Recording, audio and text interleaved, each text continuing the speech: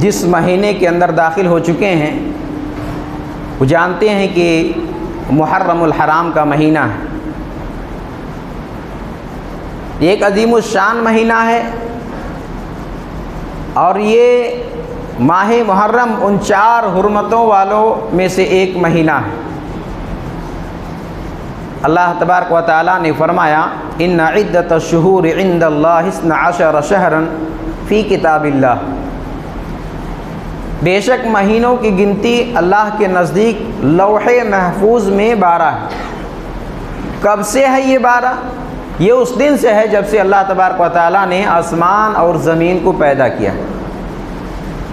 اور ان 12 مہینوں میں سے منہا 4 حرم، 4 مہینے حرمت و ادب کے ہیں، احترام والے مہینے ہیں، فضیلت والے مہینے ہیں. ذالک الدین القیم، یہی سیدھا دین ہے. فلا تظلموا فیہن انفسکم، لہذا تم ان میں اپنی نفسوں پر ظلم نہ کرو. اللہ سبحانہ تبارک و تعالیٰ نے 12 مہینوں کا ذکر کیا ہے، ان میں سے 4 مہینوں کا جو کہ حرمت والے ہیں ان کا ذکر کیا ہے. وہ 4 حرمت والے کون ہیں؟ صحیح بخاری مسلم کی ایک حدیث ہے جس میں حضرت ابو بکر رضی اللہ عنہ بیان کرتے ہیں نبی کریم صلی اللہ علیہ وسلم نے فرمایا السنۃ 12 شہرا، سال 12 مہینوں کا ہوتا ہے. ان میں سے 4 مہینے حرمت و ادب کے ہیں. ثلاثۃ متوالیات، 3 مہینے لگاتار ہیں، پے در پہ ہیں. ذوالقعدہ، ذوالحجہ والمحرم، یہ تینوں مہینے لگاتار احترام والے، حرمت والے، ادب والے. اور چوتھا ہے رجب جو کہ جمادی الثانیہ اور شعبان کے درمیان آتا ہے. تو یہ 4 مہینے کیا ہیں؟ حرمت و ادب والے ہیں، احترام والے ہیں. ان 4 مہینوں کے ذکر کرنے کے بعد اللہ تبارک و تعالیٰ نے سورہ توبہ آیت نمبر 36 کے آخر میں فرمایا کہ فلا تظلموا فیہن انفسکم، تم ان میں خصوصی طور پر اپنی جانوں کو نقصان نہ پہنچاؤ، اپنے آپ پر ظلم نہ کرو. سال کے 12 مہینوں میں ظلم کرنا منع ہے. ایسا نہیں کہ صرف 4 مہینے منع ہے، ظلم سال کے 12 مہینوں میں ممنوع ہے، حرام ہے. لیکن ان 4 مہینوں میں خصوصی طور پر ان کی عزت، حرمت اور ان کے تقدس کی وجہ سے اللہ تبارک و تعالیٰ نے کہا ہے کہ ان میں خصوصی طور پر ظلم کرنے سے بچو. ظلم ہے کیا؟ ظلم کسے کہتے ہیں؟ ظلم سے مراد کیا ہے؟ ظلم سے مراد یہ ہے کہ جنگ و جدال اور قتال نہ کیا جائے، لڑائی جھگڑا لوٹ مار نہ کیے جائیں. اللہ تبارک و تعالیٰ کے ارشاد ہے یسألونک عن الشہر الحرام قتال فیہ قل قتال فیہ کبیر. اے نبی صلی اللہ علیہ وسلم، آپ سے حرمت والے مہینوں میں قتال کے بارے میں، جنگ کے بارے میں، لڑائی کے بارے میں سوال کرتے ہیں. آپ کہہ دیجئے کہ ان حرمت والے مہینوں میں لڑائی کرنا بڑا گناہ ہے. زمانہ جاہلیت میں ان حرمت والے مہینوں کے احترام کا خیال رکھا جاتا تھا. آپس کے جنگ و جدال کفار لوگ بھی، کافر لوگ بھی روک دیتے تھے، بند کر دیتے تھے جب یہ حرمت والا مہینہ آ جاتے. جب اسلام آیا تو اسلام نے بھی ان کے تقدس کو برقرار رکھا اور ان میں لڑائی جھگڑا، جنگ و جدال کرنا کبیرہ گناہ قرار دیا ہے. ظلم سے مراد ایک قتل و غارت گری، لڑائی، جنگ و جدال، اور ظلم سے ایک مراد یہ بھی ہے کہ ان مہینوں میں خصوصی طور پر اللہ کی نافرمانی سے بچے، اللہ کی نافرمانی سے بچا جائے. اس لیے کہ ان مہینوں میں گناہ کرنا، نافرمانی کرنا، اس گناہ کا جو سزا ہے وہ کئی گنا بڑھ جاتا ہے. حضرت حافظ ابن کثیر رحمۃ اللہ علیہ حضرت عبداللہ ابن عباس رضی اللہ عنہما سے نقل کرتے ہیں کہ ظلم تو سال کے 12 مہینوں میں ممنوع ہے، حرام ہے، لیکن ان 4 مہینوں میں خصوصی طور پر ظلم کرنا، برائی کرنا، اس کا جو گناہ ہے یہ ڈبل ہو جاتا ہے، بڑھ جاتا ہے. اور اسی طرح ان میں نیکی اور نیک عمل کرنا، اس کا اجر و ثواب بھی بڑھ جاتا ہے. میرے بھائیوں، ظلم کرنا منع ہے، ظلم کا گناہ ڈبل ہو جاتا ہے، بڑھ جاتا ہے. ظلم، جنگ و جدال، قتل و قتال، غارت گری، اللہ کی نافرمانی. اور ٹھیک اسی طرح ایک ظلم یہ بھی ہے کہ کسی کی یاد میں، کسی کی غم میں، کسی کی سوگ میں سالانہ طور پر ماتم منانا، سینہ کوبی کرنا، چیخنا، چلانا، بین کرنا، نوحہ کرنا، یہ ساری چیزیں بھی ایک طرح سے ظلم ہے، کیونکہ یہ شریعت کی دھجیاں اڑائی جاتی ہے، شریعت کے خلاف کام کیے جاتے ہیں، شریعت کے اپوزٹ کام ہوتا ہے، اور سنت رسول صلی اللہ علیہ وسلم کا، قرآن کی آیات کا، صحابہ کرام کا مذاق اڑایا جاتا ہے. یہ بھی ایک قسم کا ظلم ہے. اللہ کے نبی صلی اللہ علیہ وسلم نے فرمایا، صحیح مسلم کی حدیث ہے کہ اربع فی امر الجاہلیہ لا یترکونہن اربع فی امتی من امر الجاہلیہ. 4 کام میرے امت میں ایسے ہوں گے جنہیں یہ چھوڑنے پر تیار ہی نہیں ہوں گے. الفخر فی الاحساب، حسب قومیت کی بنیاد پر فخر کرنا. یہ انصاری منصوری کا جو جھگڑا لڑائی کرتے ہو نا، یہ اسلام کا دین نہیں ہے، یہ جاہلیت کا کام ہے. آج افسوس ہوتا ہے مساجد اور مسجد کے اندر بھی، مدرسے اور مسجد کے اندر بھی، شریعت کے معاملے میں بھی یہ دیکھا جاتا ہے کہ انصاری ہے یا منصوری ہے. آج تو کتنے رشتے نہیں ہو رہے ہیں صرف اس وجہ سے کہ انصاری کا آ رہا ہے، وہ منصوری کے گھر ہے، کیسے رشتہ کریں. ہم کیسے قرآن حدیث کو قبول کرنے والے بن گئے، ہم کیسے قرآن حدیث کے ماننے والے بن گئے، اور کیسے یہ دعوے دار بن گئے کہ ہمارا عقیدہ صحیح ہے. ہم یہاں ابھی تک اسی مسئلے میں پھنسے ہوئے ہیں کہ ہم منصوری ہیں، انصاری کی رشتہ ہمیں منظور نہیں ہے، ہم انصاری ہیں، منصوری کا رشتہ ہمیں منظور نہیں ہے. یہ کون سا سبق ہے، یہ کون سا تعلیم ہے، اور یہ کس نے سکھایا ہے؟ الفخر فی الاحساب. 4 کام جاہلیت کیسے ہیں؟ اللہ کے نبی صلی اللہ علیہ وسلم نے فرمایا میری امت کبھی چھوڑنے پر تیار نہیں ہوں گے. ان میں سے حسب قومیت کی بنیاد پر فخر کرنا، والطعن فی الانساب، کسی کے نسب میں طعنہ زنی کرنا. ارے تو ایسا ہے، تیرا خاندان تو ایسا تھا، انہوں نے تو یہ گھناؤنا کام کیا ہے. کسی کے نسب میں طعنہ زنی کرنا، یہ جاہلیت کے کام ہے. تیسرا کام والاستسقاء بالنجوم، اور ستاروں کے ذریعے قسمت کے احوال معلوم کرنا، یا ستاروں کے ذریعے بارش طلب کرنا کہ فلاں ستارہ نکلا ہے، اب اس کا قسمت یہ ہوگا، اس کروٹ جائے گا، یا اب بارش ہوگی. تو یہ بھی جاہلیت کے کام ہے. چوتھا کام ہے والنیاحہ، نوحہ کرنا. نوحہ کرنا یعنی کسی کی یاد میں چیخنا، چلانا، رونا، پٹنا، گڑ گڑانا، اپنے رخساروں پر تماچا مارنا، غریبانوں کو چاک کرنا، اپنے آپ کو نقصان پہنچانا، یہ تمام شکلیں نوحہ میں آتا ہے. اللہ کے نبی صلی اللہ علیہ وسلم نے فرمایا یہ جاہلیت کے کام ہے، یہ اسلام کا کام نہیں ہے. اسلام تو ان چیزوں کو مٹانے کے لیے آیا ہے.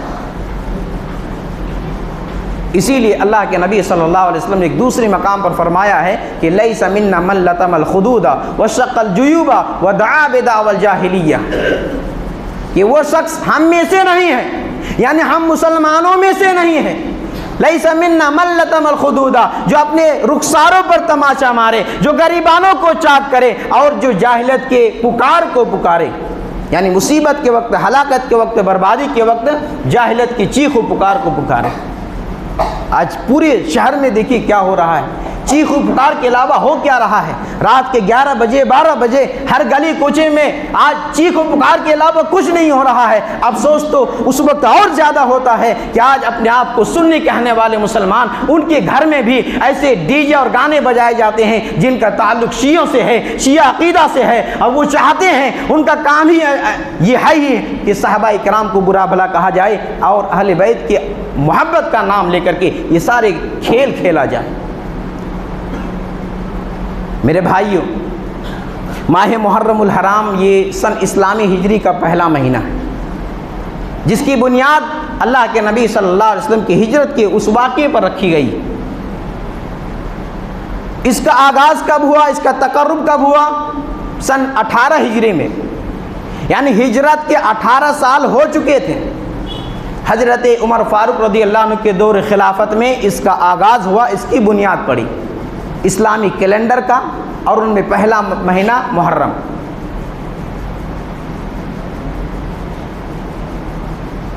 سوال یہاں پر یہ پیدا ہوتا ہے کہ حضرت حسین رضی اللہ عنہ کی شہادت، جس کا لوگ آج برسوں سے آج تک نہ جانے کون سا اور کیسا کم منا رہے ہیں، جو ابھی ختم ہی نہیں ہوا ہے، تو شہادت حسین رضی اللہ عنہ کا اس مہینے سے کیا رشتہ ہے، کیا تعلق ہے؟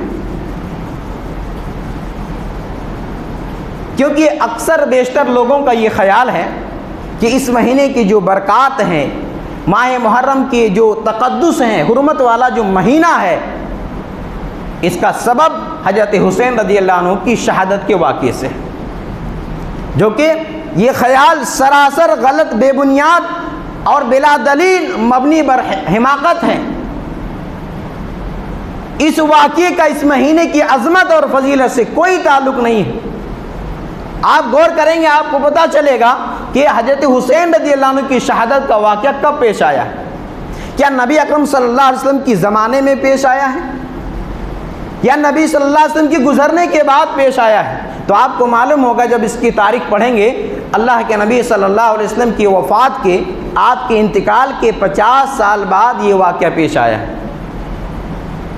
اور آپ کو یہ بات بخوبی معلوم ہے اور ہونی بھی چاہیے کہ اللہ کے نبی صلی اللہ علیہ وسلم جو دین لے کر آئے تھے، جو شریعت لے کر آئے تھے، وہ دین، اس دین کی تکمیل اور شریعت مطہرہ نبی صلی اللہ علیہ وسلم کی حیات طیبہ میں مکمل ہو چکا تھا۔ اور اللہ تبارک و تعالیٰ نے اس کی شہادت قرآن کے اندر دیا ہے کہ الیوم اکملت لکم دینکم واتممت علیکم نعمتی ورضیت لکم الاسلام دینا۔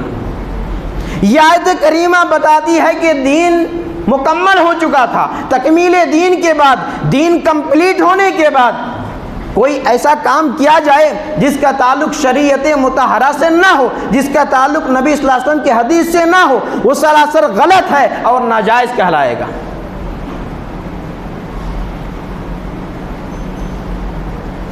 تو یہ خیال کرنا کہ ماہ محرم کی فضیلت، اس کی برکات، یہ عظمت، تقدس حضرت حسین رضی اللہ عنہ کی شہادت کے واقعے سے ہے، اس آیت کریمہ کے خلاف ہے اور حدیث رسول صلی اللہ علیہ وسلم کے بھی خلاف ہے۔ آپ آگے بڑھیے، اگر ماتم منانا، غم کرنا، سوگ منانا جائز ہوتا تو خود حضرت حسین رضی اللہ عنہ سے بڑھ چڑھ کر کے عظیم الشان ہستیاں ماہ محرم کے اندر شہید ہوئے ہیں۔ آپ کو معلوم ہونا چاہیے کہ ماہ محرم الحرام کی ایک تاریخ تھی، حضرت عمر فاروق رضی اللہ عنہ کو شہید کر دیے گئے۔ اب منائیں ماہ محرم کی ایک تاریخ کو بھی محرم کا تعزیہ بنائیں اور محرم منائیں، سوگ منائیں، کیوں نہیں مناتے؟ کیونکہ حضرت عمر آپ کو پسند نہیں ہے، حضرت عمر سے آپ کو محبت نہیں ہے، جبکہ مومنوں کے خلیفہ دوم ہے، خلیفہ ثانی ہے، دوسرے خلیفہ حضرت عمر رضی اللہ عنہ ہے، اور یہ اتنی عظیم ہستی ہے کہ اللہ کے نبی صلی اللہ علیہ وسلم نے کیا فرمایا تھا؟ لو کان بعدی نبیا لکان عمر، اگر میرے بعد کوئی نبی ہوتا تو حضرت عمر ہوتے۔ اب بتائیے میرے بھائیوں کہ کیا حضرت عمر رضی اللہ عنہ کی شخصیت اس لائق نہیں تھی کہ اگر کسی کے مرنے پر، شہادت پر اگر ماتم منایا جاتا تو حضرت عمر رضی اللہ عنہ اس لائق تھی کہ ان کے ماتم پر چیخ و پکار کیا جاتا ہے؟ لیکن ایسا نہیں ہوا۔ اگر کسی کی شہادت پر قابل ماتم اور چیخ پکار ہوتی تو حضرت حسین رضی اللہ عنہ کے خالو، دو خالہ کے شوہر، نبی صلی اللہ علیہ وسلم کے داماد حضرت عثمان رضی اللہ عنہ کو بلوائیوں نے 50 دن محاصرہ کرنے کے بعد شہید کر دیا تھا۔ وہ کون سا مہینہ تھا؟ ذوالحجہ کا مہینہ تھا۔ آپ اسلامی تاریخ پڑھیے، شاید کوئی ایسا مہینہ خالی نہ ہوگا جس میں صحابہ کرام نے، مسلمانوں نے دین کی حفاظت کے لیے، دین کی اشاعت کے لیے، دین کے لیے اللہ کی راہ میں اپنی جان کو قربان نہ پیش کیا۔ بلکہ حضرت حسین رضی اللہ عنہ کے والد محترم حضرت علی رضی اللہ عنہ جانتے ہیں کس مہینے میں شہید کیے گئے؟ ماتم منانا ہے تو پھر 17 رمضان کو بھی ماتم منائی۔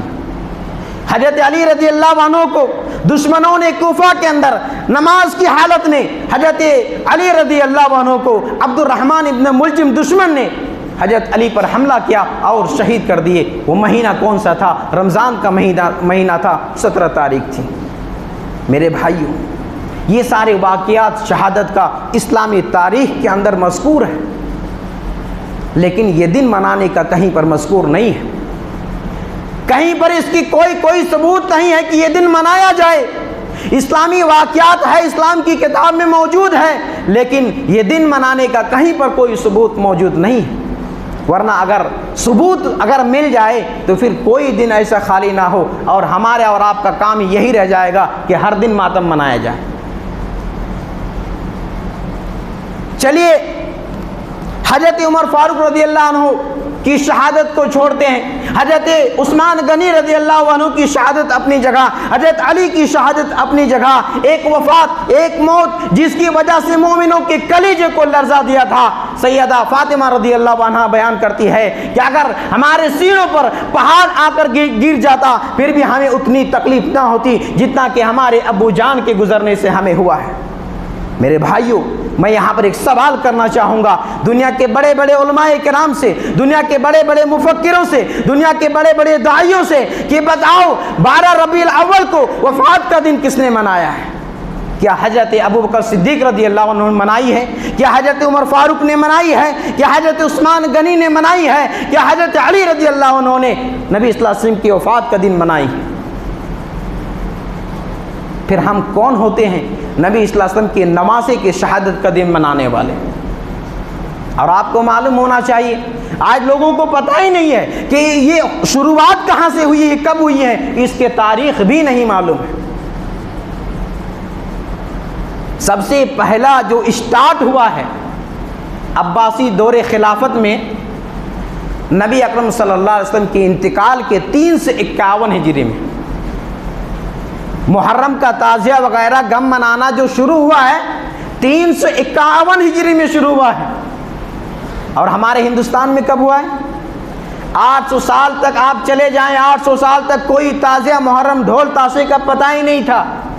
801 ہجری میں تیمور لنگ نامی ایک شیعہ بادشاہ ہندوستان آیا اور اس نے اس کام کو آغاز کیا۔ میرے بھائیوں، آپ کس کا غم منا رہے ہیں؟ کس کی شہادت کا غم منا رہے ہیں؟ میں یہ کہنا چاہتا ہوں کہ وہ غم جو تم نواسہ رسول کے نام پر منا رہے ہو، وہ ماتم جو تم نبی اکرم صلی اللہ علیہ وسلم کے نواسے حضرت حسین رضی اللہ عنہ کی شہادت کے نام پر منا رہے ہو، ڈھول تاشے کے ساتھ اور نازیبہ الفاظ تم اپنی زبانوں پر لا رہے ہو اور نبی اکرم صلی اللہ علیہ وسلم کے اہل بیت کے شان میں گستاخی کر رہے ہو، میں یہ کہنا چاہتا ہوں کہ تمہارا ابا جب انتقال کر جائے تم اپنے ابے کے انتقال کے وقت اسی طرح کا ڈھول تاشے کے ساتھ ماتم منا کر دکھاؤ تو صحیح۔ ہم میں سے کوئی بھی انسان یہ برداشت کرنے کے لیے قطعی تیار نہیں ہوں گے کہ ہمارے ابا انتقال کر جائے اور ہمارا پڑوسی ڈھول تاشے کے ساتھ اس کا تعزیہ اور قبر بنا کر کے ہمارے سامنے سالانہ طور پر چیخے چلائے کہ تمہارے باپ انتقال کیا گیا تھا فلاں تاریخ۔ کیا ہم برداشت کریں گے؟ بالکل ہم اپنے والد کے لیے برداشت نہیں کر سکتے ہیں، پھر ہم کیوں نبی اکرم صلی اللہ علیہ وسلم کے گھر والوں کو ایسے کام کر کے ہم تکلیف دے رہے ہیں؟ میرے بھائیوں، اس ماہ محرم کے اندر جو اس کے فضائل ہیں، جو برکات ہیں، جو کام کرنا ہے، جو مسنون اور مخصوص عمل ہے، آج لوگوں کے دل و دماغ سے پردہ ڈال دیا گیا ہے۔ یعنی لوگوں کے دل و دماغ میں رگ رگ میں شیعت اس طرح بھر دیا گیا ہے کہ سنی مسلمان بھی اپنے آپ کو یہ سمجھ نہیں پاتا کہ ہم سنی مسلمان ہیں کہ شیعہ ہیں۔ اس کے فضائل کیا ہیں، برکات کیا ہیں، مخصوص اعمال کیا ہیں؟ وہ مخصوص اعمال ماہ محرم آنے کے بعد سبیلے لگانا نہیں ہے، ٹپاری کے جلوس نکالنا اور سواری کے جلوس میں جانا نکالنا، یہ اس ماہ محرم کے خصوصی عمل نہیں ہے۔ تعزیہ بنانا اس ماہ محرم کے عمل نہیں ہے۔ حالات یہ ہے کہ اپنے بچیوں کو مانگتا بنایا جاتا ہے، مانگنے والا بھکاری بنایا جاتا ہے۔ ارے اللہ کے نبی صلی اللہ علیہ وسلم تو گداگری کو ختم کرنے کے لیے آئے تھے، آپ حسین رضی اللہ عنہ کے فقیر بنا رہے ہیں؟ شرم آنی چاہیے تمہیں۔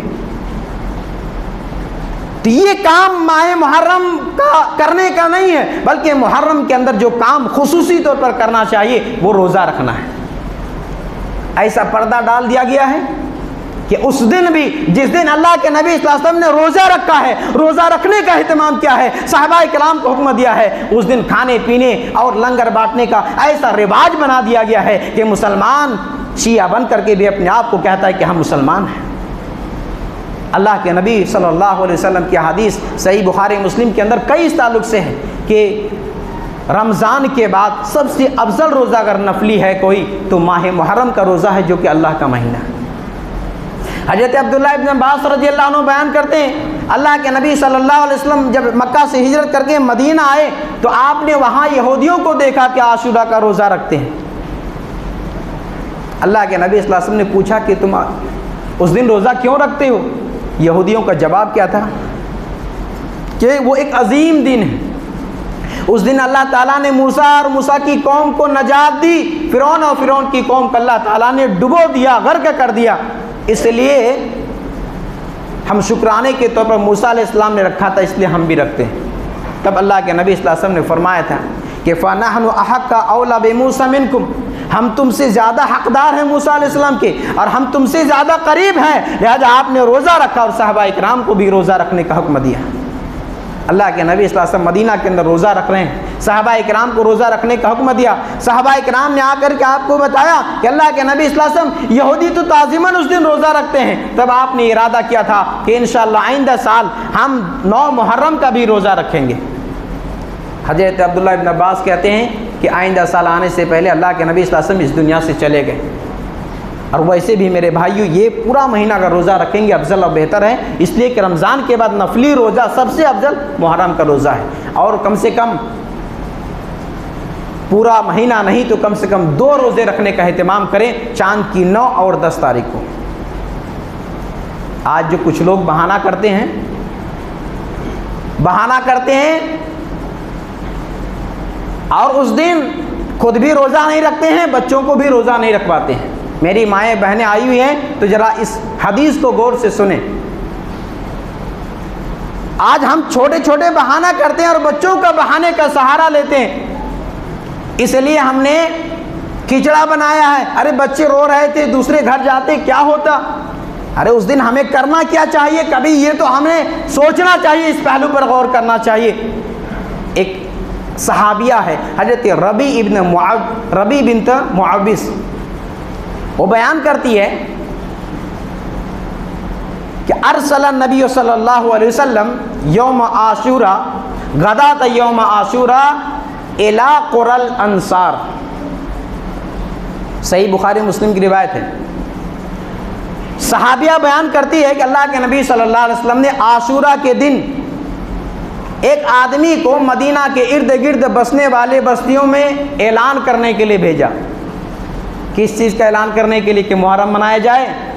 جی ہاں محرم منایا جائے، لیکن کیسے منایا جائے؟ اس چیز کا اللہ کے نبی صلی اللہ علیہ وسلم نے حکم دیا ہے۔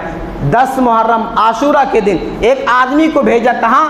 مدینہ کے گلیوں میں بستیوں میں اعلان کر دیں۔ کیا اعلان کر دیں؟ اللہ کے نبی صلی اللہ علیہ وسلم نے فرمایا من اصبح مفطرا فلیتم بقیۃ یومہ، جو شخص ابھی صبح کو چائے پی لیا ہو، جو شخص ابھی صبح کو ناشتہ کر چکا ہو، جو شخص 10 محرم کو صبح کچھ کھا پی لیا ہو، فَلْيُتِمَّ بَقِيَّةَ يَوْمِهِ، وہ پورا دن روزے کی حالت میں رہے۔ اس کے اوپر یہ قانون لاگو ہو گیا ہے کہ اب بقیہ دن کھائے پیے نہیں، پورا دن روزے کی حالت میں رہے، روزے دار کی طرح رہے۔ وَمَنْ أَصْبَحَ صَائِمًا، اور جس نے عاشورہ کے دن روزہ رکھا ابھی تک کچھ کھایا پیا نہیں، فَلْيَصُمْهُ، اس کو چاہیے کہ وہ روزے کی نیت کر لے۔ جس نے ابھی تک ناشتہ نہیں کیا ہے، چائے نہیں پیا ہے، اس کو چاہیے کہ وہ روزہ کی نیت کر لے۔ صحابیہ آگے کیا بیان کرتی ہیں؟ صحابیہ بیان کرتی ہے، مزے کی بات یہ ہے، وہ کہتی ہے کہ ہم جب رمضان کا روزہ فرض ہو گیا اس کے بعد بھی ہم عاشورہ کا روزہ رکھتے تھے۔ یہ عاشورہ کا روزہ اللہ کے نبی صلی اللہ علیہ وسلم کے اوپر پہلے فرض تھا، جب رمضان کا روزہ فرض ہوا تو اس کی فرضیت ختم ہو گئی، لیکن روزہ رکھتے تھے۔ صحابیہ بیان کرتی ہیں، مائیں بہنیں بڑے ہوشیار بنتی ہیں نا کہ چلو ہمارے یہاں نہیں ہو رہا ہے تو ننیال چلو، ددیال چلو، وہاں جا کے یہ سب مل جائیں گے کھانے کو۔ حضرت صحابیہ بیان کرتی ہیں کہ جب رمضان کا روزہ فرض ہوا اس کے بعد ہم خود روزہ رکھتے تھے، وَنُصَوِّمُ صِبْيَانِنَا، ہم اپنے چھوٹے چھوٹے معصوم بچوں سے بھی روزہ رکھواتے تھے۔ ہونا کیا چاہیے اور یہ امت کیا کر رہی ہے۔ آگے بیان کرتی ہے کہ جب وہ بچہ اور ہم اس کے لیے روئی کے اون کے کھلونے بنا کر رکھتے تھے، اور جب وہ کھانے کے لیے بچے روتے تھے تو ہم کھلونے پیش کر دیا کرتے تھے تاکہ افطار تک اس کا دل بہل جائے۔ میرے بھائی، 10 محرم کو کرنا کیا چاہیے؟ اس امت کے لیے سبق کیا ہے اور یہ امت کس خرافات میں ڈوبی ہوئی ہے؟ میرے بھائیوں، تو 10 محرم کا عمل کیا ہے؟ محرم کیسے منانا ہے؟ گھر میں رہ کر کے، روزہ رکھ کر کے منانا ہے۔ خود بھی نہیں، عورتوں کو بھی چاہیے کہ روزہ رکھے، اور چھوٹے چھوٹے بچوں کو بھی چاہیے کہ روزہ رکھوائیں۔ جب آپ خود روزہ رکھیں گے، آپ کے بچے روزہ رکھیں گے، تو کھانے کے لیے روئیں گے کون؟ ننیال ددیال جانے کے لیے بہانہ کون کر سکتا ہے؟ لیکن چونکہ آپ کی نیت ہی پہلے سے خراب ہے، مولوی صاحب آپ کتنوں ہی کہیں ہم تو مانیں گے نہیں، محرم تو دیکھنے جانا ہی ہے۔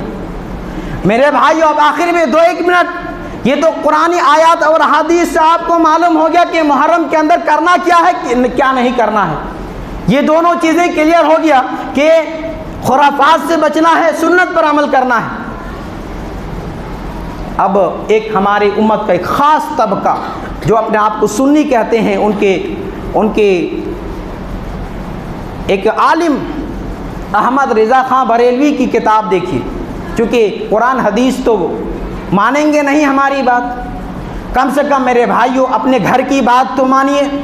جن کا یہ فتویٰ ہے کہ اگر کوئی وہابی اگر جنازے کی نماز پڑھا دے تو طلاق ہو جاتا ہے، تم وہاں مان لیتے ہو تو یہ فتویٰ بھی تو ایکسیپٹ کر لو۔ کسی نے احمد رضا سے یہ سوال کیا کہ تعزیہ بنانا کیسا ہے، فتاوی رضیہ اٹھا کر دیکھ لیجئے، اس نے کہا کہ یہ ناجائز ہے، بدعت ہے۔ تعزیہ دیکھنا، تماشا دیکھنا کیسا ہے، وہاں بھی یہی حکم دیا ہے کہ جب بنانا ہی ناجائز ہے تو اس کا دیکھنا بھی ناجائز ہے۔ تعزیہ پر چڑھاوا چڑھانا کیسا ہے، بنانا ہی ناجائز ہے تو اس میں یہ بھی لکھا ہے اس فتوے کے اندر کہ اس کا چڑھاوا چڑھانا بھی ناجائز ہے۔ میرے بھائیو سنی مسلمانوں، آپ کر کیا رہے ہو؟ کم سے کم اپنے اعلیٰ حضرت جن کا نام دیتے ہو، جن کے صلاۃ و سلام پڑھتے ہو، کم سے کم ان کی بات تو مان لو۔ تمہاری کتاب ہے، ملفوظات اٹھا کر دیکھ لو، فتاوی رضیہ اٹھا کر دیکھ لو، احمد رضا کی ایک رسالہ ہے، تعزیہ داری اٹھا کر کے دیکھ لو۔ ان تمام کتابوں میں یہ لکھا ہے کہ یہ تعزیہ بنانا، محرم منانا اور تعزیہ دیکھنے جانا اور تعزیہ پر چڑھاوا چڑھانا یہ ناجائز ہے، بدعت حرام ہے۔ نہ ادھر کے رہے نہ ادھر کے رہے والا معاملہ ہو جائے۔ میرے بھائیو، وقت اجازت نہیں دے رہا ہے اور میرے حساب سے سمجھنے کے لیے یہی چند بات ہی کافی ہے۔ آج کے اس خطبہ جمعہ کا خلاصہ سمجھنے کے لیے یہ چند بات کافی ہے۔ انہی باتوں پر میں اپنی بات کو اختتام کرتا ہوں۔ آخر میں رب العالمین سے دعا کرتا ہوں کہ بار الہ ہم سب کو محرم الحرام کے مہینے میں جو خاص عمل ہے روزہ رکھنا، اس عمل کو کرنے کی توفیق عنایت فرما۔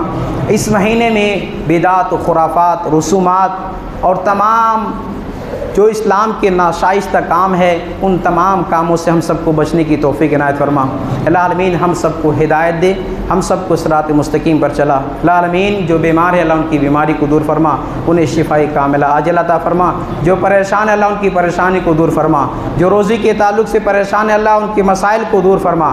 اللہ جو قرض میں ڈوبا ہوا ہے اللہ تو ان کی ادائیگی میں آسانی عطا فرما۔ آمین یا رب العالمین۔ بارک اللہ فیکم۔